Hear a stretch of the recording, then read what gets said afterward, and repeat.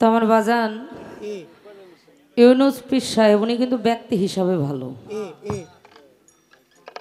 মানে সত্য কথা আর উচিত কথা একটু টাস টাস করে কয় বেশি। তো বাবা আমরা তো অবশ্যই যাওয়ার চেষ্টা করব, তবে সবচাইতে বড় কথা হলো জোর করে ভালোবাসার পীড়িত হয় না। একটা আসর পালা করলাম, এটা আপনি কইলেও চেষ্টা করতাম, না কইলেও করতাম, তাই না? সঙ্গীতটা হলো আমাদের এবাদত। আমরা এই সঙ্গীতের এবাদতের মাধ্যম দিয়ে আমাদের মাওলাকে খুঁজি। আর যেখানে গান করে দুফোঁটা চোখের পানি ফেলতে না পারি সেখানে আমাদের এবাদত হয় না। টাকা পাই কিন্তু এবাদত হয় না। আর যেখানে এবাদত না হয় সেই সঙ্গীতটা কখনো আত্মতৃপ্তি হয় না। মালিক চাইলেই হয়, না চাইলে কিছু নয়। দোয়া দয়া আশীর্বাদ সকলের কাছে কামনা করি। তো আমি প্রশ্ন করেছিলাম, জবাব করে দুইটি গান আমাদের মধ্যে বারেক বৈদেশী সাহেব শুনিয়েছেন, ভালো জবাব করেছেন। দুইটি প্রশ্ন আমাকে করেছেন। প্রথম একটি গান আমাদের মানিকগঞ্জের পাশেই ধামরাই, ঢাকা জেলার মধ্যে ধামরাই জং বাহাদুর শাহ, আসা যাওয়া কি যন্ত্রণা, ওখানে গেছিলাম দয়াল গান করতে। জানলে ভবে আর আসতাম না, যার লাগিয়াই ভবে আসলাম তারই যদি পাইলাম না। আপনি বেলায়েত থেকে এই গানটা গাইলেন, কেন গাইলেন, কেমনে গাইলেন আমার মাথায় ধরলো না। কেন? যারা বেলায়েত প্রাপ্ত মানুষ হয় এরা যার কারণে আসছে তারে পাইয়াই তো বেলায়েত প্রাপ্ত হয়েছে। এই গানটা গাইলে আমি গাইতে পারি, আপনি কেন গাবেন? তাই না? কারণ আপনারা তো আল্লাহওয়ালা। যে হয় অলি সে হয় আল্লাহ, তাই না? অলি যোগ আল্লাহ, এই জন্যই তো সে অলি আল্লাহ। তাইলে মালিক আমাদেরকে পাঠিয়েছে, মালিককে পেয়েই তো আপনি বেলায়েতের কর্ণধার। আপনি নিজে মুক্ত, এই জন্য আপনার ভক্তদেরকেও আপনি মুক্ত করতে পারেন। ঠিক আছে। মাখাল ফল দেখিতে ভালো, উপরে লাল তার ভিতরে কালো, এটা আগে জানতাম না। এখন না জানিয়া মাখাল খাইয়া বিষের জ্বালায় প্রাণ বাঁচে না। দয়াল গুরু গোসাইদের দরবার, গুরু গোসাই অলি আল্লাহর প্রশংসামূলক বেলায়েতের যে গানগুলো, এই গানগুলো করলে আমার দয়ালেরা একটু খুশি হবে আর কি। আপনার গান ভালো, তবে পালাটা তো আজকে আপনার বেলায়েত, সম্পূর্ণ গান গুরুমুখী গান করতে হবে আমাদের মধ্যে। দ্বিতীয় আরেকটি গান আমরা শ্রবণ করলাম, কোন রঙে বাঁধিয়াছ ঘরখানি। গান অত্যন্ত ভালো গান। তা আমাকে যে প্রশ্ন করা হয়েছে, প্রশ্ন অনেক ভালো। খুব আস্তে বাজান আপনারা, এত বাজানো ঠেকা কি? হ্যাঁ, যতটুক দরকার ওই দেন, বেশি দেওয়ার দরকার নাই। রাখো, বেশি টোকাটাকি করো না, এটা আমার ভালো লাগে না।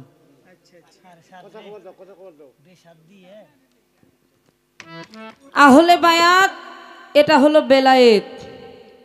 দয়াল আহলে বায়াতটা শুধু বেলায়েত না, এটা নবুয়তের অংশ। কারণ নবীজি বলেছেন, যারা আহলে বায়াতের নায়ে উঠলো না তারা নাজাত প্রাপ্ত হতে পারবে না। যারা আহলে বায়াতের নায়ে উঠেছে তারা যেন মনে করে ওই যে আমার নূহ নবীর সময় প্লাবন ঘটেছিল, প্লাবনে যারা নূহ নবীর কিস্তিতে উঠেছিল তারা নাজাত প্রাপ্ত হয়েছিল, যারা উঠে নাই ওরা কিন্তু নাজাত প্রাপ্ত হয় নাই। আহলে বায়াতটা তদ্রূপ। এই জন্য নবুয়াতের অংশ এই আহলে বায়াত। আর কর্ম করে অলিতে যখন পরিণত হয় ওইটা হলো বেলায়েত। তাহলে আমার নবীজির সময় কেন, সেই মুসা নবীর সময় থেকেই বায়াতের প্রথাটা কিন্তু চলে আসছে। আমার আল্লাহ নিজেই ঘোষণা করে দিয়েছেন। আবার নবীদের আমলেও বেলায়েতের অলি আল্লাহ ছিল, এই জন্য নবুয়াতার বেলায়েত একে অন্যের পরিপূরক। কাউকেই ছোট করে দেখা যাবে না। কেন দেখা যাবে না? বেলায়েতের গুরু গোসাই যারা, এরা যদি মুহাম্মদী নূর প্রাপ্ত না হয় কখনোই বেলায়েত প্রাপ্ত হয় না।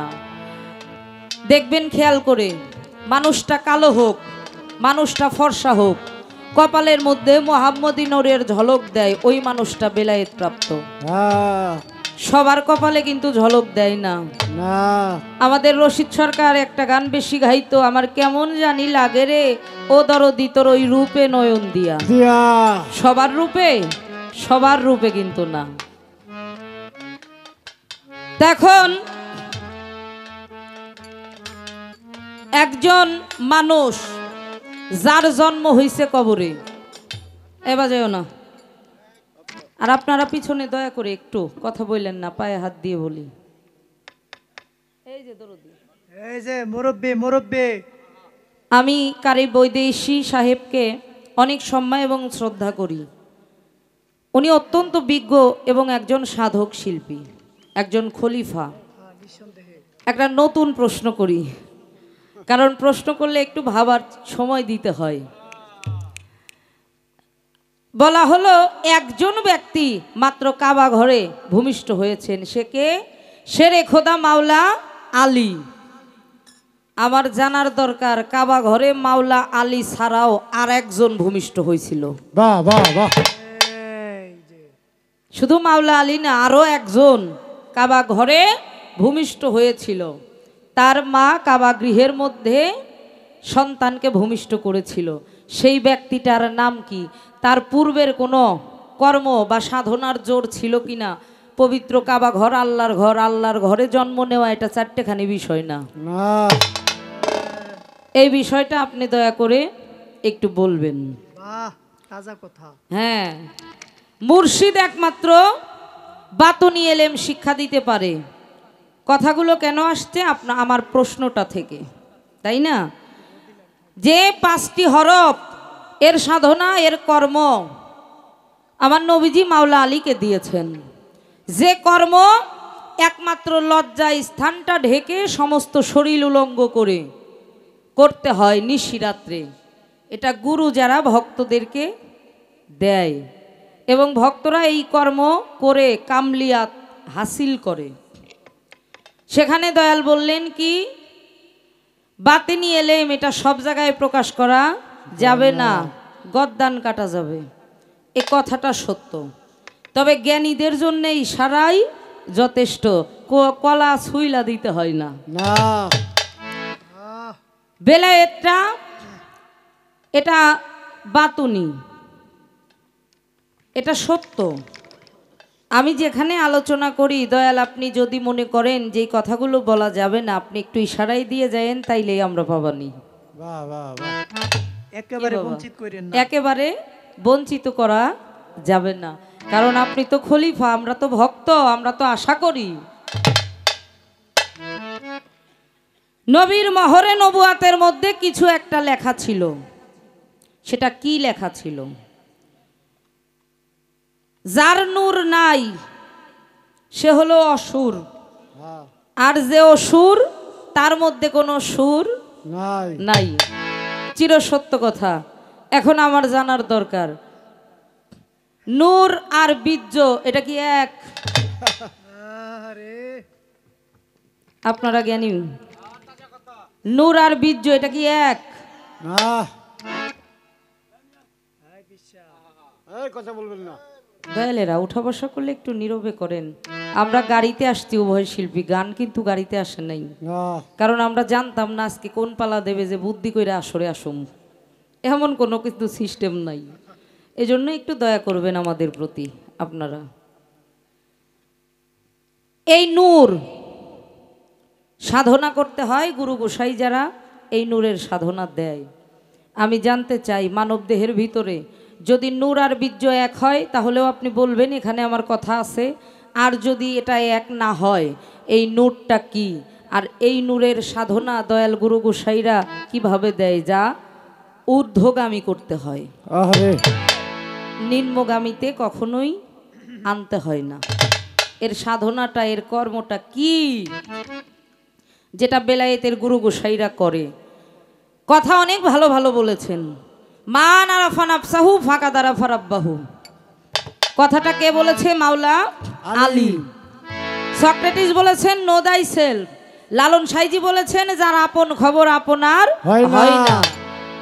আর আমাদের সুফিকুলের সম্রাট ঝিটকা শরীফের দেওয়ান শাহ আব্দুল রশিদ চিস্তি তিনি বলেছেন চিনো আমার মন, চিনো পাক পাঞ্জাতন, যাতে রুহু পঞ্চজন বিরাজ করে। তাহলে নিজেকে নিজে চিনতে হবে। নিজেকে নিজে না চিনলে সে বেলায়েত প্রাপ্ত হয় না। নিজেকে নিজে কেমনে চিনুম? আমি তো আয়নার মধ্যে দাঁড়াইলে আমারে দেখি, এর নাম কি চেনা? এর নাম কিন্তু চেনা না। চিনতে হবে কি? হিন্দু ধর্মে একটা মানুষ মারা গেছে, মানুষটাকে উঠানের মধ্যে শোয়াইয়া কপালের মধ্যে, হিন্দুরা মারা গেলে কপালে হরে কৃষ্ণ নাম লিখে দেয়, বুকের মধ্যে গীতা রাখে, দুই চোখে দুইটা তুলসী পাতা রাখে। তার স্ত্রী অঝরে কাঁদছে, আপনি কেন আমাকে ছেড়ে চলে গেলেন? আপনি ছাড়া আমাকে কে দেখবে? আমার মুখ দেখে কে দুঃখ বুঝবে? স্বামী স্ত্রী তো একে অন্যের পরিপূরক, তাই না বাবা? অঝরে কাঁদছে। ওই রাস্তা দিয়ে এক সাধক হেঁটে যায়, বাড়ির মধ্যে আসছে। ও মা, মা, ও মা, তুমি কাঁদো কেন মা? নারীটা বলছে বাজান আপনি কি দেখেন না আমার স্বামী মারা গেছে, এই শোকে, এই বিরহে, এই যন্ত্রণায় আমি কাঁদি।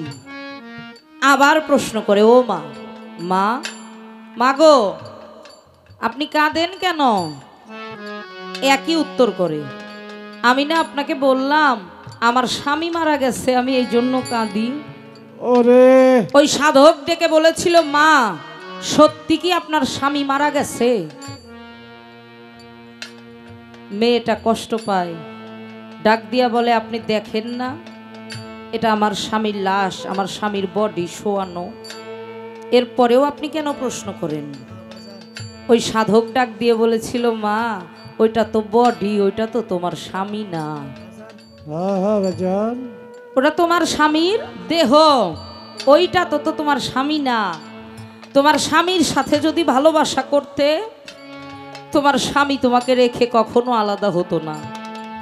ভালোবাসা করছো মা স্বামীর দেহর সাথে, যেটা চিরস্থায়ী না। যদি তোমার স্বামীর স্বীয় আত্মার সাথে ভালোবাসা করতে, আত্মাতে মিলে যাইতো আত্মা, তাহলে কখনোই বিয়োগের ঘরটা আসতো না, আলাদা হতে না, কাঁদতে হতো না, ভিতরে বিরহ আসতো না।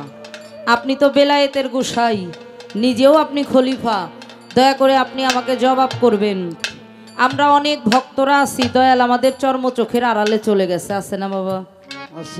গুরু কি ভক্ত থেকে চলে যায়? কিন্তু আমরা চর্ম চোখে আগের মতো আর দেখতে পাই না। দয়ালের ভিতরের যে স্বীয় আত্মাটা, ওই আত্মাটাকে যদি দেখতাম, ডাকা মাত্র দয়াল সশরীরে সামনে হাজির নাজির হয়ে যাইতো। পারি নাই, এই জন্য কাঁদি আর কই ওরে আমার বাজান আব্বা, আমার দয়াল তুমি কেন চলে গেলে?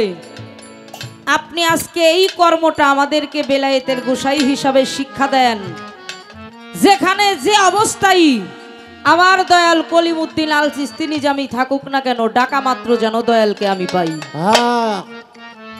এই বেলায়েতটা দয়াল আপনি আমাদেরকে একটু শিক্ষা দেন। এটা আমাদের ভক্ত মহলদের জন্য খুবই দরকার।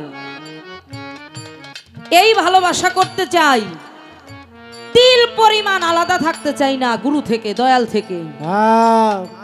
ঠিক আছে, এই বিষয়টা দয়া করে আমরা জানব। আমার কাছে প্রশ্ন আসছে, আমার নবীজির স্ত্রীগণ থাকতেও তারা মোহরে নবুয়ত দর্শন করলো না, একই বিছানায় থেকে। এর ভিতরে কারণ কি দয়াল? দেখেন, মেরাজ কিন্তু কখনো কোনো বোর সাথে হয় না। এই যে আমাদের আসনপতি দয়াল ইব্রাহিম মাস্টার সাহেব মাঝে মাঝেই দাঁড়িয়ে, মাস্টার মানুষ তো মানুষ গড়ার কারিগর, ভক্তি রাখি দয়ালের চরণে। স্ত্রীর সাথে যদি মেরাজ হইতো, আমার নবী তার স্ত্রী বাদ দিয়া কি উম্মে হানির ঘরে যাইতো?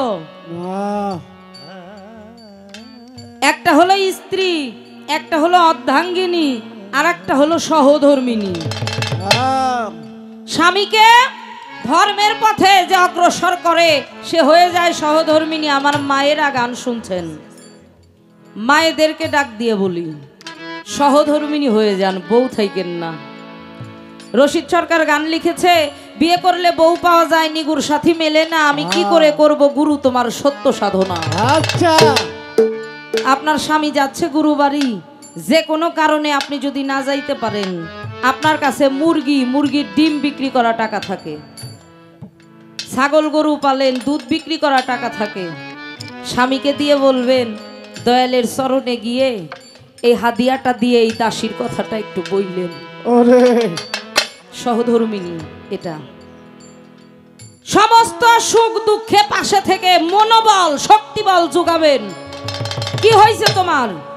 যত বড় পাহাড়ি ভেঙে মাথার উপরে পড়ুক, মনোবল শক্তিবল যোগাবেন, দুঃখ ভাগ করে নিবেন, কষ্টগুলো ভাগ করে নিবেন,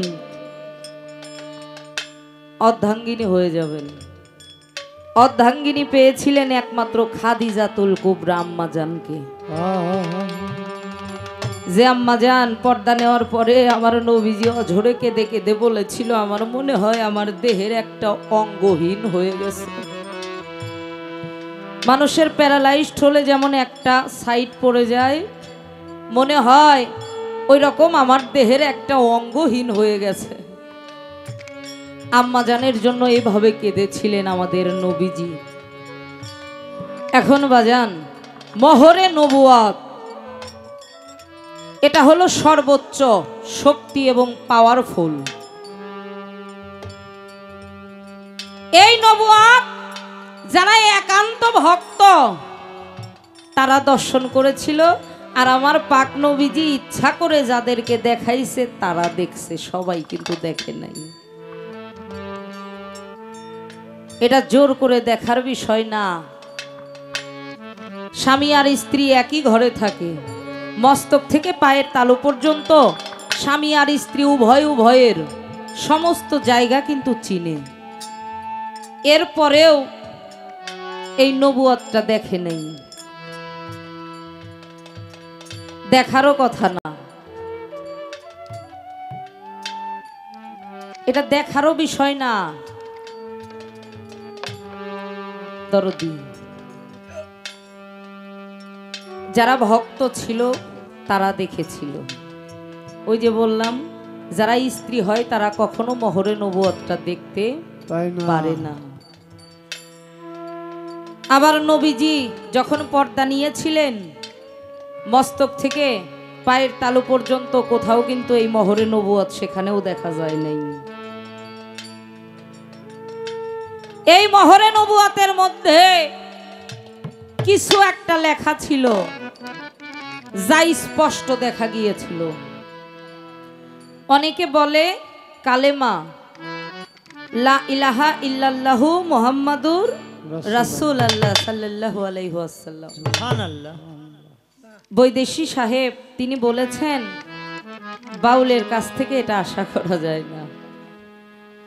দরদি, আপনি আমাকে অনেক সম্মান দিচ্ছেন, আমি আসলে উপযুক্ত না, তবে যারা গুণী তারা তো গুণটাই খুঁজে বাবা, তাই না? যারা দোষী এরা দোষ খুঁজে। শ্রদ্ধাভাজন বারেক বৈদেশী সাহেব উনি নিঃসন্দেহে একজন গুণী মানুষ, যে মানুষটার কোনো মোহ নাই। খাজা বাবার নামে আমি ভিতর থেকে শুনলাম 50 লক্ষ টাকা দিয়ে জমি কিনে খাজা বাবার নামে দিয়ে দিছে। শ্রদ্ধা জানাই আপনাকে আমি হৃদয় থেকে। এই মহরে নবুয়াতের মধ্যে জরিল হরফে উজ্জ্বল নক্ষত্রের ন্যায় জল জল করে আল্লাহ এবং মুহাম্মদের নামটাই লেখা ছিল। আল্লাহ আর মুহাম্মদ এটা কিন্তু বাবা আলাদা করা যাবে না। কেন? যে চিনেছে দয়াল নবী তার আল্লাহ চেনার কোনো বাকি নাই, কোনো বাকি নাই। নবীজি ডাক দিয়ে বলেছেন, আমি নবী মুহাম্মদকে দেখেছে সবাই কিন্তু চিনে নাই। দেখার চেনা এটা কিন্তু আলাদা বিষয়। দেখেছে সবাই, চিনেছে একমাত্র আবু তালিবের পুত্র মাওলা আলী। ডাক দিয়ে বলে, হুজুর আপনি মেরাজ থেকে আসছেন, আসলে আল্লাহ দেখতে কার মতো? কয় তোমার মতো। আল্লাহ দেখতে কার মতো? তোমার মতো। যেই প্রশ্ন করে তাকেই কয় তোমার মতো, তোমার মতো।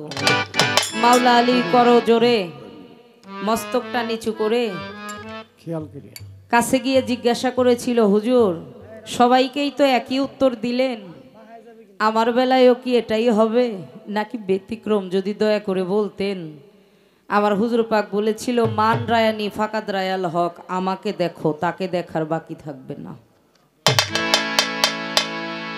মূল গোড়া ঘরটা হলো এখানে, হাকিকতের জায়গাটার কথাটা এখানে। এই হলো বিষয়। তা আমি প্রশ্নও করেছি, আবার উত্তরও করলাম। একটি গান করি, দেখা যাক এখন দয়াল গানটা করার পরে কোন দিকে নেন।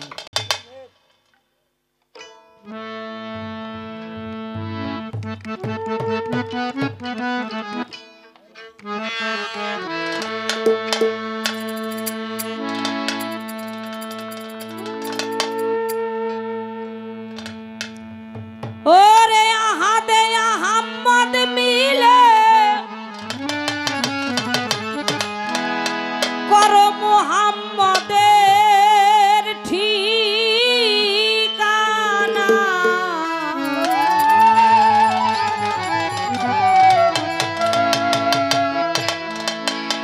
এই নবুয়াতে ভেদ না জানলে সাধন হবে না।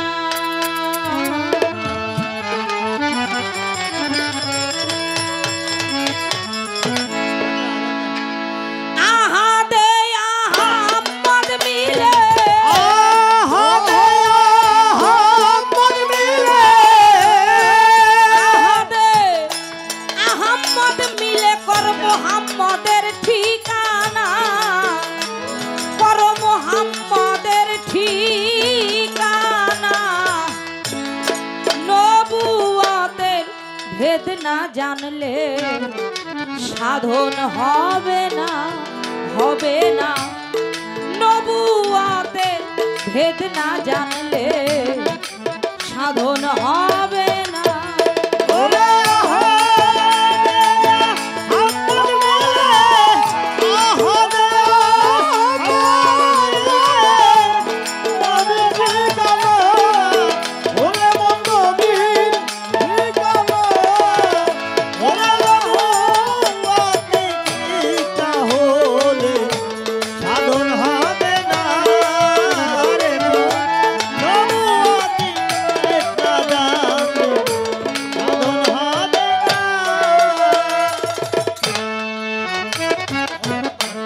খোদার যতনের ধন নবুয়াত ছিল, বড় ভালোবেসে নবীকে দিল। যতনের ধন নবুয়াত ছিল,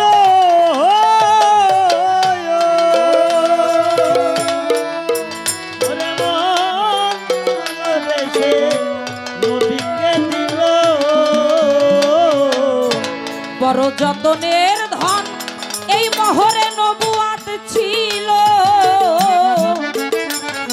বড় ভালোবেসে নবীকে দিল। ও জ্ঞান থাকিতে অন্ধ হইল,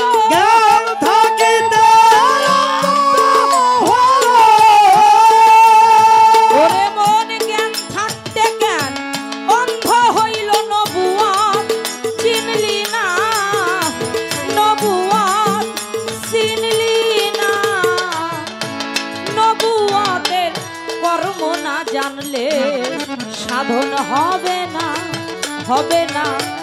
নবুয়তের ভেদ না জানলে সাধন হবে না।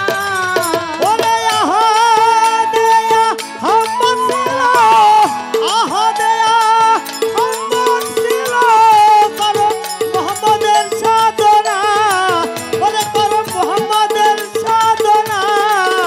ওরে নবুয়তের ভেদ না জানলে সাধন হবে না, নবুয়তের ভেদ না জানলে সাধন হবে না। করে নিজ নূরে মুহাম্মদ তোয়া,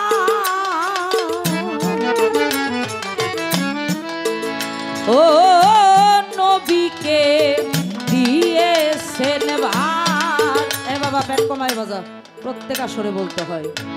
করে নিজ নূরে মুহাম্মদকে তোয়া,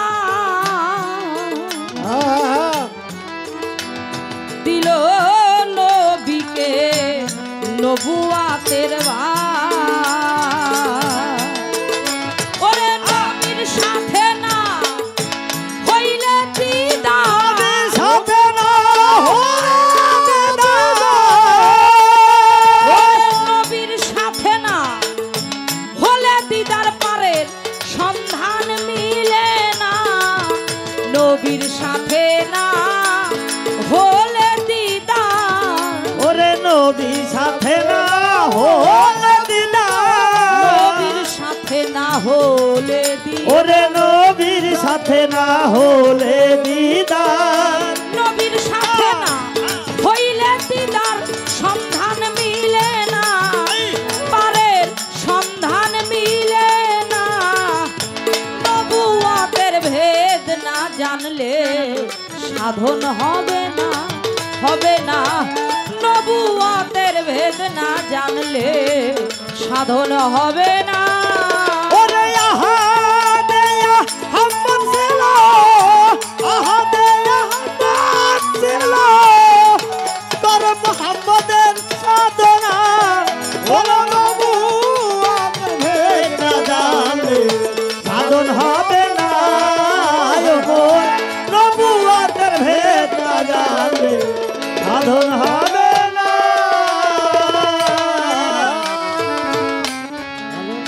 আমরা কিন্তু জানি যে আমার নবীর 13 মতান্তরে 14টা বিবি। হ্যালো ভাই, এটা কিন্তু সত্য না বাবা, এটা কিন্তু একেবারে মিথ্যা কথা।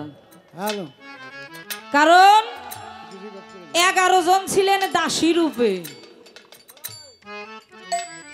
আর 3 জনকে আমার নবীজি কালেমার মাধ্যম দিয়ে বিবাহ বন্ধনে আবদ্ধ করেছিলেন। হ্যাঁ, মূলত এই জন্য 3 জন বিবি আর বাদ বাকি সব দাসী। আমাদের মানিকগঞ্জে দয়াল বাহের পাগল নামে আল্লাহর ওলি আছে, আমরা জানি তার 350 বউ, একটা দুইটা না 350। প্রথমে অবাক হয়েছিলাম যে 4টা 5টা হইতে পারে, তাই না? 350 বউ, এটা কেমন? পরে বিশ্রাইয়া দরবারে যাইয়া ওখানকার খাদেম এবং আশেকান ভক্ত যারা ছিল তারা বিষয়টা বলল। অনেকেই আছে স্বামী মারা গেছে, সন্তানেরা অবহেলা করে, শ্বশুর বাড়ি থেকে সম্মান পায় না, বাবা বাহের পাগলের কাছে এসে চরণে আশ্রয় নেয়। ভাই কষ্ট হচ্ছে আমার,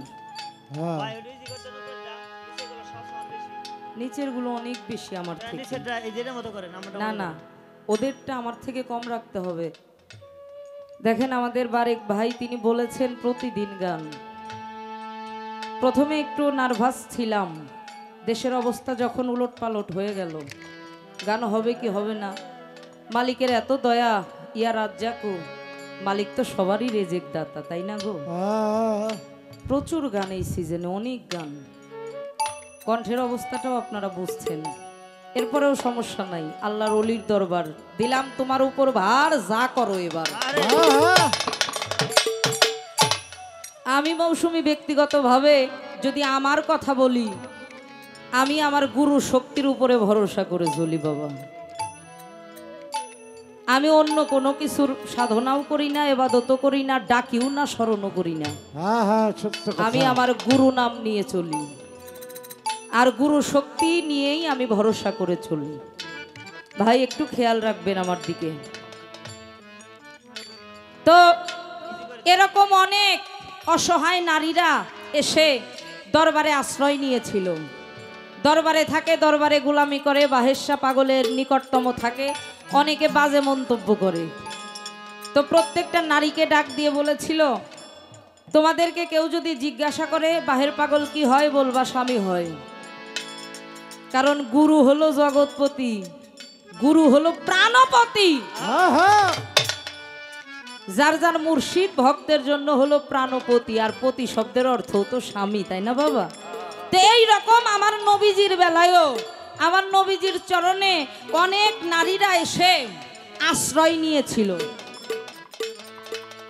এই জন্য বাবা দাসীর গর্ভে কিন্তু সন্তান দেওয়া যায় না, যায় না যায় না। এই জন্য আমার নবীজির 3 বিবির ঘরে সন্তান হইছে, বাদ বাকি 11 জনের ঘরে হয় নাই। হ্যাঁ এই হলো গোমর। নবুয়াতের ভেদ না জানলে সাধন হবে না। আহাদে আহাম্মদ মিলে করো মোহাম্মদের ঠিকানা, নবুয়াতের ভেদ না জানলে কখনোই সাধনা হবে না। করে নিজ নূরে মোহাম্মদকে তৈয়ার, আল্লাহ নবীকে দিয়েছেন মোহরে নবুয়তের ভার। নবীর সঙ্গে না হলে দিদার, পারের সন্ধান মিলে না। আরে দয়াল, আমরা যে নবীকে ডাকি, শুধু ডাকলেই হবে? নবীর সাথে মোহাব্বত থাকতে হবে না, প্রেম থাকতে হবে না, দেখাশোনা থাকতে হবে না? যদি আমার নবীকে আমি নাই দেখি, নাই চিনি, কাল হাসরের মাঠে উঠে আমি চিনব কিভাবে যে এই নবী মোহাম্মদ? তাহলে সে না জানারও তো একটা বিষয় থাকতে হয়, হয় না? ভালো লাগছে আমাদের বৈদেশী সাহেব প্রথম বন্দনার পরে যে গানটা করেছেন তার লেখা। জুনায়েদ কুস্তিবীরের ঘটনাটাও আমরা শুনেছি, এটা কিন্তু বেলায়েতের আমলে। নবী মুহাম্মদ সশরীরে হাজির হয়েছিল ঘরে। একই রকম ভাবে নবীকে পাওয়া যায়, দেখাও যায়, তবে সবাই দেখতে পায় না। কেন জানেন? ওস্তাদজি মান্না দে, এই ছোট ছোট বাবারা, এই তোমরা গান শোনো বাবা, কিন্তু একটাও কথা বললো না আব্বারা, আমার সোনা বাবারা। তোমরা ভালো, অনেক ভালো, তোমরা তো আমাদের আগামী দিনের ভবিষ্যৎ বাবা। না ওদের দরকার, ভালো বাবা, গান শোনো বাবা। হ্যাঁ অবশ্যই, ওদেরই তো শুনতে হবে, ওরা তরিকতটা বুঝবে, ওরা আহলে বায়াতের নায়ে উঠবে, ওদের দিয়েই আমাদের আগামী পথ চলা শুরু হবে। একটু বাবা কষ্ট করে নীরব থেকে গান শোনো বাবারা। আমার সমস্যা হলো কি, মানে বাইরের আওয়াজ কানে আসলে আমি ওই জায়গা থেকে সরে যাই বাবা। সঙ্গীতটা যে গুরুমুখী বিদ্যা, হ্যাঁ দেখবেন কেউ একটা ধ্যানে থাকলে ওখানে একটু খোঁচা দিলে ধ্যানচ্যুত হয়। তা আমি ওই জায়গা থেকে সরে আসি, পরে আর বিশ্রায় ভাই না। এই হলো বিষয়। ওস্তাদজি মান্না দে তিনি একটি গান লিখেছেন এবং গেয়েছেন। লিখেছেন কিনা এটা ওনার এটা জানি না, তবে উনি গেয়েছেন। কফোটা চোখের জল ফেলেছো যে তুমি ভালোবাসবে। আরে তুমি আমার নবীর নামে কয়টা রাত কেঁদেছো, নবীর প্রেমে কয় ফোঁটা চোখের পানি ফেলেছো। আমরা কাঁদি, দুনিয়ার মোহে পড়ে কাঁদি বাবা, যে চোখের পানির মূল্য নাই। মালিক আমার জমি জমা দিলে না কেন, আমাকে গরিব করলে কেন, জনবল দিলে না কেন, অর্থবল দিলে না কেন, চেহারা সুন্দর দিলে না কেন? হ্যাঁ, কত ধরনের বিরহ, এই বিরহে আমরা যেন না পড়ি। আমরা দুনিয়াতে আসছি, আসলাম, গেলাম, খাইলাম, ঘুমাইলাম, এতটুকের জন্য কিন্তু মালিক আমাদেরকে পাঠায় নাই। আল্লাহকে চিনতে হবে, আল্লাহর নবীকে চিনতে হবে, ওলি আল্লাহ পীর মুর্শিদের কদমে দাসত্ব করে তাকে চিনতে হবে, নিজেকে চিনতে হবে। এরপরে যদি কবরে যাইতে পারি তাহলে আমি নবীকে ডাক দিয়ে বলতে পারবো, হুজুর আমি তোমার উম্মত। না হলে পারবো না। পূর্ণাঙ্গ নবীর আদর্শ আখলাক ফলো করতে হবে, না হলে কি করে উম্মত হই? হ্যাঁ, বর্তমান বেশিরভাগ মানুষই আমরা নবীর আদেশ মানি না। যদি মানতাম তাহলে বৃদ্ধাশ্রম হইতো না। আপনারা তো মুরব্বী বাবা, আমার বাবার বয়স, দাদার বয়স, ক্ষমা করবেন, ছোট মানুষ বড় বড় কথা বলতে হয়, ওই যে গায়কিতে বলতে হয়। তাহলে বৃদ্ধাশ্রম হতো না নবীর আদেশ মানলে, নবীর নিষেধ মানলে। এই যে হজের কথা বলছেন বৈদেশী সাহেব, হজে গিয়ে হজ করে সেই হাজি, আরে তোর ঘরে তোর বাপ মার খাবার নাই, তুই হজে যায় লাভ কি? আল্লাহ কবুল করবো? আমরা বর্তমান বেশিরভাগ মানুষ, আপনাদের টাঙ্গাইলের মানুষ ভালো আছে কিনা জানা নাই, বিয়ে করে বউ আইনে মা বাবাকে ভেনো করে দেই, পৃথক করে দেই, শ্বশুর শাশুড়ি হয়ে যায় আপন, মা বাবার এই চিনি না। আছে না এরকম? ও কিন্তু নবীকে ভালোবাসলো না, কারণ নবীজি বলেছেন পিতা হলো কাবা, মা হলো মদিনা। হে দুনিয়ার মানুষ, পৃথিবীর সবাই ঝড় আসলে তুফান আসলে তোমাকে পর করে দেবে, মা বাবা আর দয়াল গুরু কখনো পর করবে না। একটা সন্তান যখন মায়ের গর্ভে থাকে, মা ভালো করে কয়টা খাইতে পারে না, খাইতে বসছে, সন্তান গর্ভ থেকে পেটের থেকে লাথি মারে, মা পেটটা ধরে আস্তে করে বসে পড়ে। হ্যাঁ, ভূমিষ্ঠ হওয়ার সময় কত মা দুনিয়া ছেড়েই চলে যায়। কত কষ্ট করে একটা মা একটা সন্তানের জন্য। মা ভিজা জায়গায় ঘুমায়, সন্তানকে বুকের মধ্যে উপরে রাখে, আমার সন্তান যেন ভিজাতে না থাকে, ঠান্ডা লাগতে পারে। মা ভালো কোনো খাবার ঠান্ডা লাগবে, এই খাবার মুখে স্বাদ লাগবে এটা জেনেও খায় না যদি সন্তানের ঠান্ডা লেগে যায়, কারণ মায়ের দুধের সাথে তো সন্তানের একটা নারীর সম্পর্ক।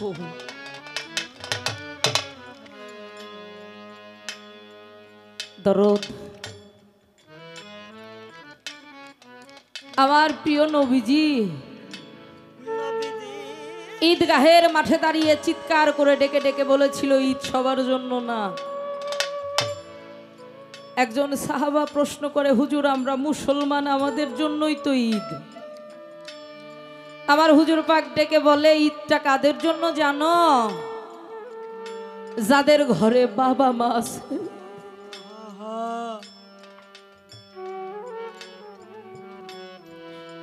আমি অনুভব করি কেন জানেন, আমার 5 বছর বয়সে বাবা মারা গেছে। বাবার চেহারাটাও ভালো আমার মনে নাই। এখন তো কত মোবাইল, কত ক্যামেরা, তখন তো মোবাইল ক্যামেরা, বাবার একটা ছবিও নাই। 2টা বোন আমরা, 5 বছর বয়স আমার থেকে 4.5 বছরের বড় আমার বড় বোন। বাবার লাশটা শোয়ানো, বাবাকে ডাকি, ও বাবা, বাবা উঠো উঠো, বাবা উঠে না। বড় বোন কাঁদে, মা কাঁদে, আমি কই তোমরা কাঁদো কেন? বাবা তো ঘুমাইছে, ঘুম ভাঙলেই তো উঠবে। ডাক দিয়া কয়, চির ঘুমে ঘুমাই গেছে।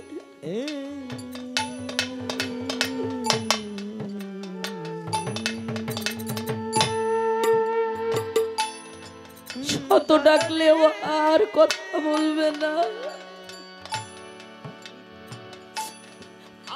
আর বুকে জড়িয়ে ধরবে না, আদর করবে না। ওরে নবীজি বলে ঈদের দিন ঘুম থেকে উঠে নিজের হাতে মা বাবাকে গোসল করায় দিতে হবে। একটা মা বাবা একটা সন্তানকে কতদিন গোসল করাইছে, নিজের হাতে খাওয়াইছে,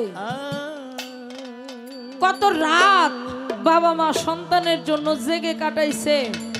আপনি লক্ষ লক্ষ কোটি কোটি টাকার হিসাব ক্যালকুলেটর দিয়ে বের করে ফেলতে পারবেন, মা বাবার এই দিনগুলোর হিসাব কখনো বের করা যাবে না।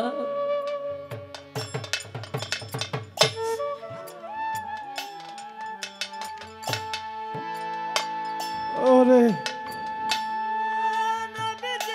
নিজের হাতে বাবা মাকে গোসল করিয়ে নতুন পোশাক বাবা মায়ের শরীরে দিতে হবে। সেমাই মা বাবার মুখে তুলে দিয়ে এরপরে নিজে খাইতে হবে। মা বাবার দুইটা পায়ে হাত দিয়ে সালাম করতে হবে। তাদের জন্য হইল ঈদ। ঈদগাহের মাঠের একটা কোনায় দাঁড়িয়ে অল্প বয়সে একটা ছেলে অঝরে ফুপিয়ে ফুপিয়ে কাঁদে। আমার হুজুর পাক কাছে গিয়ে মাথার মধ্যে হাত বুলিয়ে দেয় আর ডাক দিয়ে বলে, বাবা কাঁদো কেন?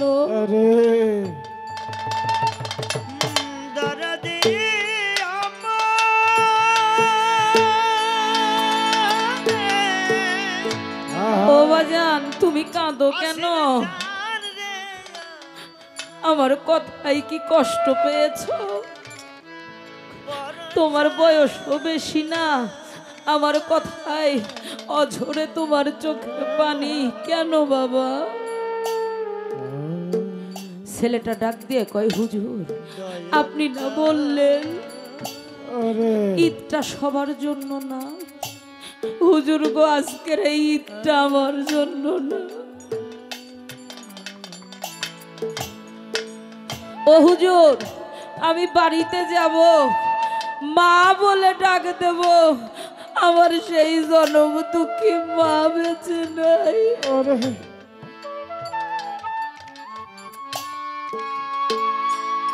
দেখবেন নিজের ঘরে যদি একটা পাগলি মাও বেঁচে থাকে, নিজের মারে মা বললে যে আত্মতৃপ্তি হয়, হাজার হাজার নারীকে মা মা বললে এটা হয় না। ঘরে যদি আমার একটা পাগল বাবাও বেঁচে থাকে রে, নিজের বাবাকে বাবা বললে যে শান্তিটা পাওয়া যায়, এটা অন্য কাউকে ডাকলে পাওয়া যায় না। ও হুজুর, আমার মুখ দেখে দুঃখ বুঝবে এমন বান্ধব আমার নাই। কোথায় যাব, কার কাছে যাব, কে আমাকে ছায়া দিবে? আমার এই বট বৃক্ষ নাই। আমার হুজুর নিজেও অঝরে কাঁদে।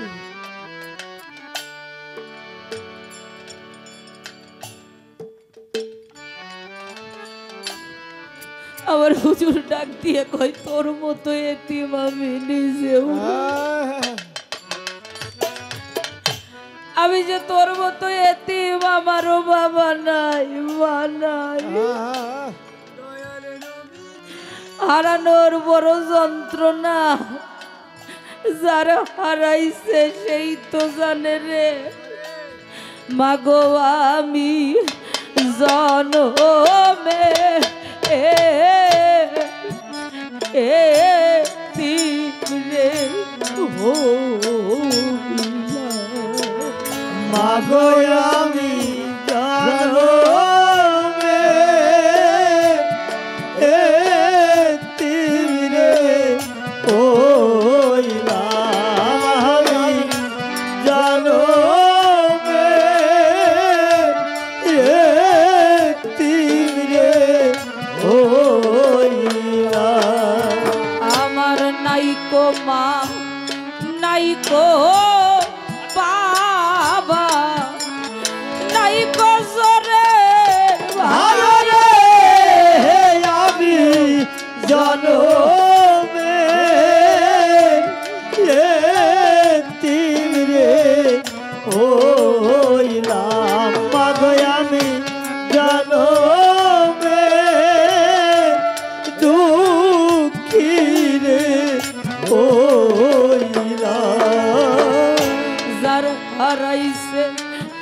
সেই তো জানে হবে হারানোর তোরে আমি জনমে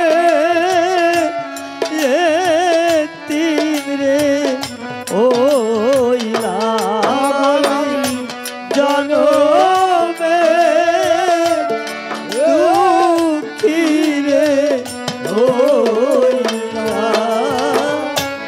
কি করিব কোথায় গেলে আমার দরদি রে পাবো আমি জনমে তিন রে হইলাম পাবো আমি জনমে দুঃখী রে হইলাম। আমার পাগলি একটা মাও যদি থাকতো রে আমি মা বলিতাম তারে রে আমি জনমে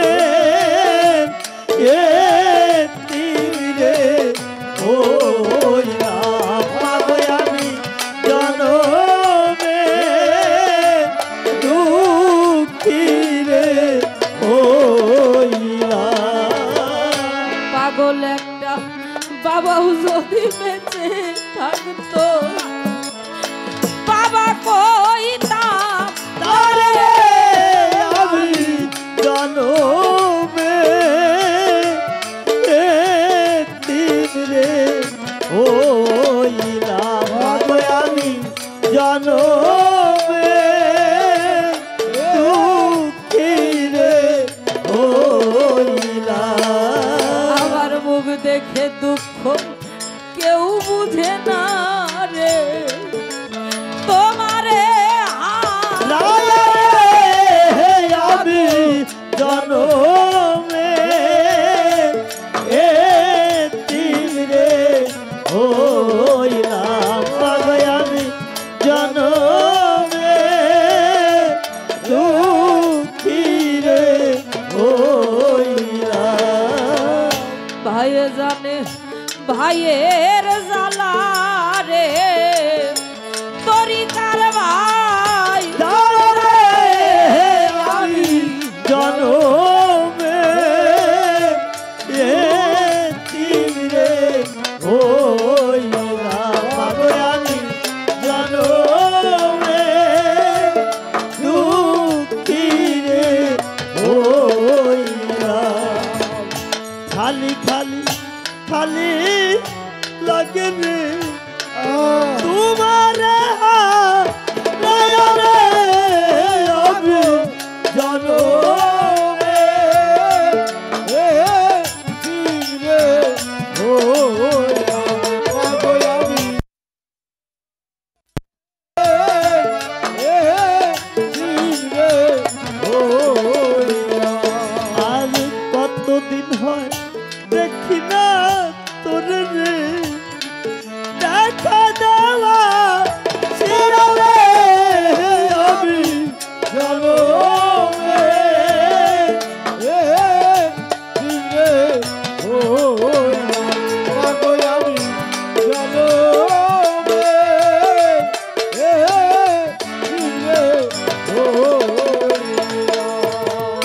হারাইলে তা লাইসা নাই ইউনুস বাজান গো আরে মরলে নাই তা তুই আরে আমি জনমে তিন রে হইলাম পাবো আমি জনমে দুঃখী রে হইলাম। কার কাছে যা না বহু দুঃখ আমার দরদি ফুরাইয়া গেছে রে আমি জনমে তিন রে হইলাম পাবো আমি জনমে তিন রে হইলাম। আজ কতদিন হয় দেখি না অসীম বাবা রে দেখা দেওয়া ছিল রে আমি জনমে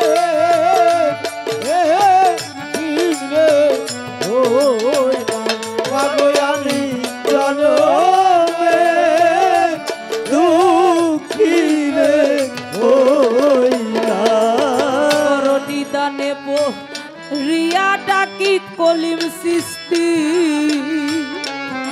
দেখা দাওয়া সিয়ারে আমি জনমে এতিম রে ওই আমি জনমে দুঃখী রে ওই দুঃখে পড়ে যেই ডাল ধরি আমি সেই ডাল ভেঙে পড়ি রে আমি জনমে এতিম রে ওই আমি জনমে এতিম রে ওই আমার নাই কোমা নাই বাবা রে নাই কজরে ভাই রে আমি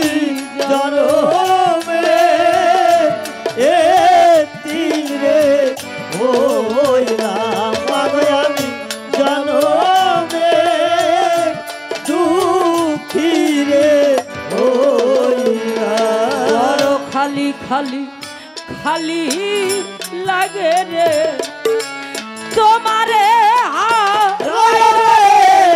আমি জনমে এতিম রে ওই আমি জনমে দুঃখী রে ওই যে আমারে করতো রে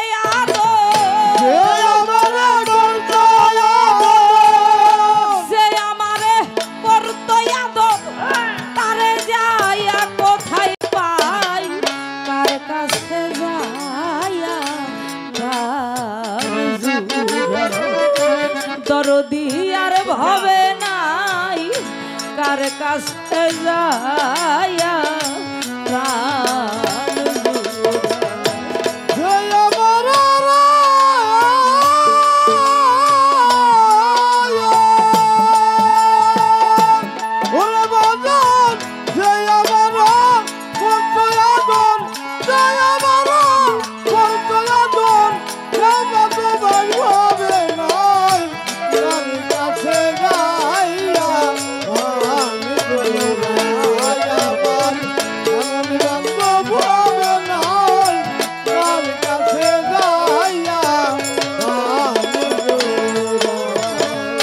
ভাই বন্ধু আত্মীয় সজ ইউনুস বাজান সবাই আদর করে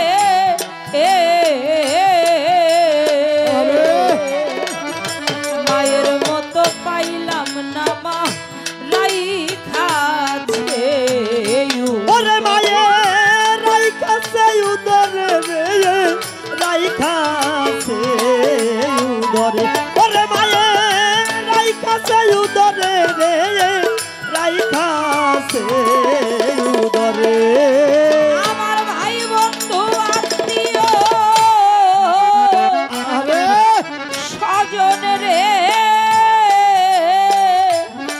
ও ইউনুস বাজান দয়াল রে সবাই আদর করে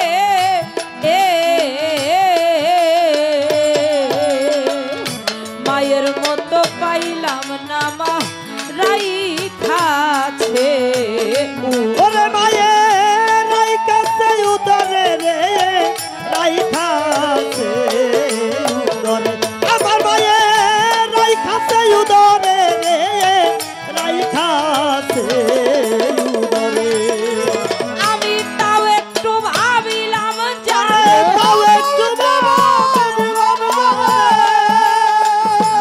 তাও একটু ভাবলাম যে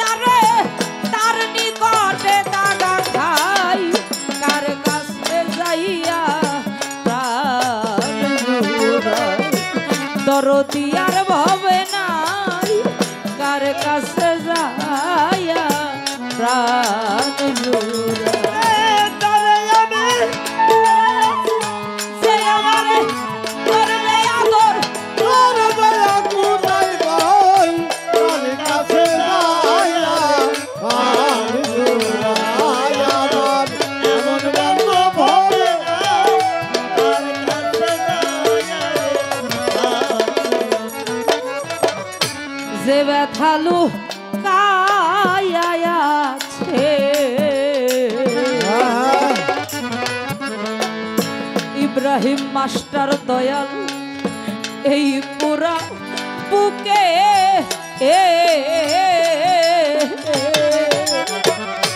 আমার ব্যথায় আমি জানি আর জানিবে ওরে ব্যথা আর জানিবে কে রে আর জানিবে আমার ব্যথা আর জানিবে কে রে আর জানিবে কে সে ব্যথা লুকাইয়া আরে আছে রে তরি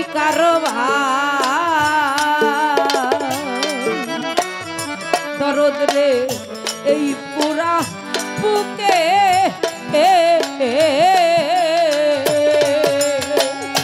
আমার ব্যথায় আমি জানি শুধু আর জানিবে ওরে ব্যথা আর জানিবে কে রে আর জানিবে কে আমার ব্যথা আর জানিবে কে রে আর জানিবে কে এখন ঘুম আসে না পুরা চোখে ঘুম আসে না পুরা চোখে কাঁদিয়া নিশি কাটাই কার কাছে যাইয়া প্রাণ জুড়াই দরদিরে কোথায় পাই কার কাছে যাইয়া প্রাণ জুড়াই ওরে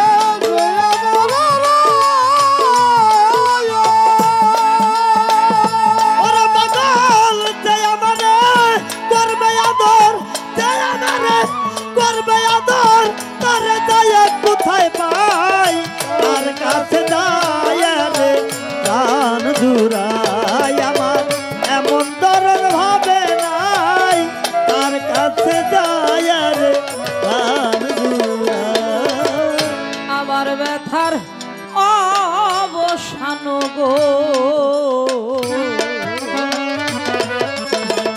ইউনুস বাজা হইল না জীবনে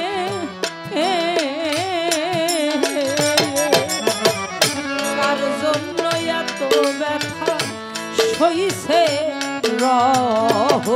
কথা সইছে রহমানে রে সইছে রহমানে ওরে ব্যথা সইছে রহমানে রে সইছে রহমানে আমার ব্যথার সানরে তরি কারবাই দরদিরে হলো নাজি বনে কার জন্য এত ব্যথা সইছে ব্যথা সইছে রহমানে রে সইছে রহমানে ওরে ব্যথা সইছে রহমানে রে সইছে রহমানে এখন ওই ভাবনা সদাই মনে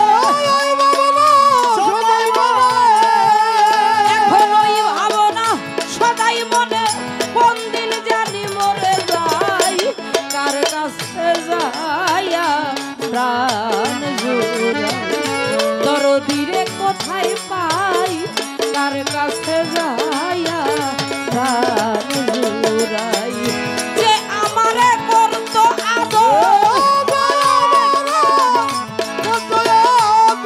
যে আমারে করতো আদর তারে যাইয়া কোথায় পাই কার কাছে যাইয়া প্রাণ জুড়াই আমার এমন বান্ধবেই ভাবে নাই কার কাছে যাইয়া প্রাণ জুড়াই আমার এমন বান্ধব হবে না আমি কার কাছে যাই